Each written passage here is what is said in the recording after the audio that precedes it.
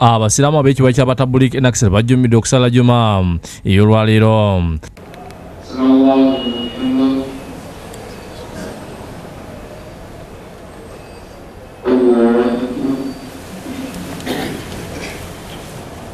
Olumaliza bakubye olukuŋŋaana munda mu muziki nga abakulembeze bategeeza abasiraamu ku nsonga ez'enjawulo ezadde abasiraamu ku bunkenke. Olwaleero abantu abali mu maduuka gaabwe babbi mizaani bazikendeza dda.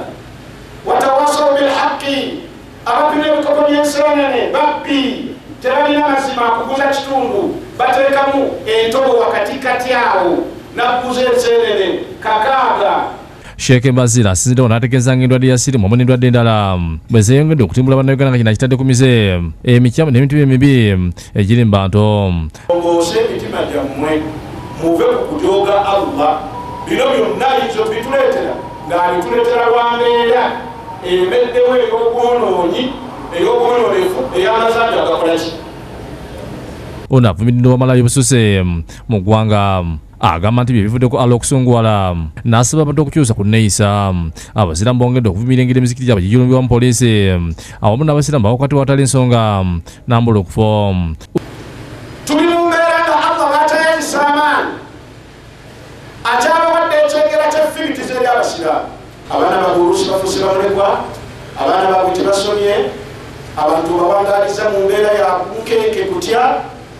Ate ogenda okizuula nga kubaga nti gundi wuuyo wallahi nga wamulanga bwereere. Bategeeza nti abasiraamu babadde mu nteeseganya ne gavumenti era Sheikh Haruna Jemba nga y'omu ku bazibe yakwatiddwa ne Hassan Nsubuga era kati bakuumibwa mu kkomera Nalufeenya. Obulungi bwe twakifunyeemu nti yabadde amaze okwekubira enduulu nga waliwo abamulabi nti akwatiddwa.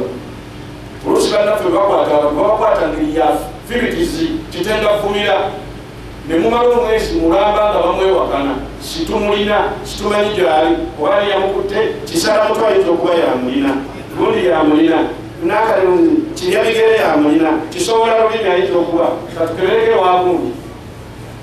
Oluvannyuma ababadde bewakana nti situmulina ne bakali tumulina bwebo tumaze batukola. Naye ono yayizza enduulu n'akamotoka akamututte ne bakalaba era kyamukisa mulungi tubeebaza.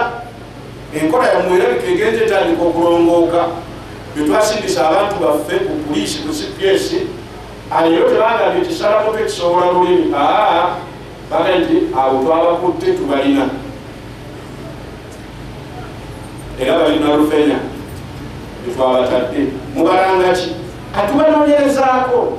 Mathias Watu Kavubo ne Yuda Namele bekisekedde guli ino Lwabukedde TV.